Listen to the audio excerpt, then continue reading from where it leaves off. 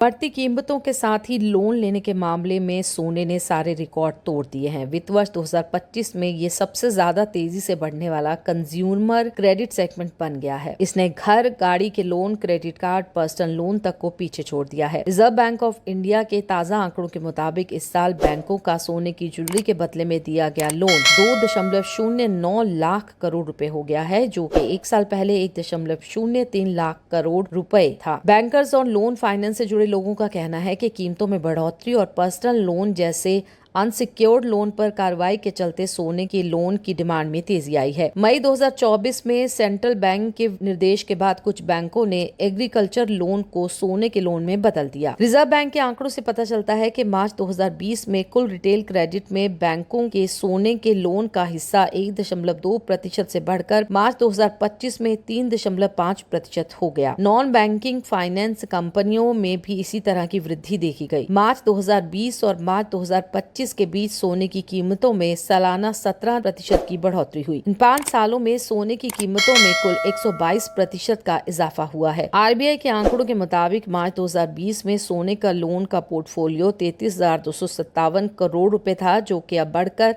मार्च 2025 में 20,08,735 करोड़ रुपए हो गया है। इसी दौरान सोने की कीमत 10 ग्राम के 38,600 रुपए से बढ़कर लगभग 85,800 रुपए तक पहुंच गई है। कोविड महामारी के दौरान फाइनेंशियल ईयर 21 में सोने की कीमतों में केवल 3% की बढ़ोतरी हुई, लेकिन सोने के लोन में 128% की बढ़ोतरी हुई। इसकी वजह ये रही कि कोविड के दौरान लोगों की नौकरियां चली गई थी। वहीं सोने की कीमतों में तेज बढ़ोतरी की वजह Q4 फाइनेंशियल ईयर 2025 में सोने की ज्वेलरी की मांग में 25% की सालाना गिरावट आई, लेकिन सोने के लोन की मांग बढ़ती रही, जिसकी वजह ये रही कि लोगों को पैसे की जरूरत थी तो उन्होंने अपना सोना गिरवी रखा।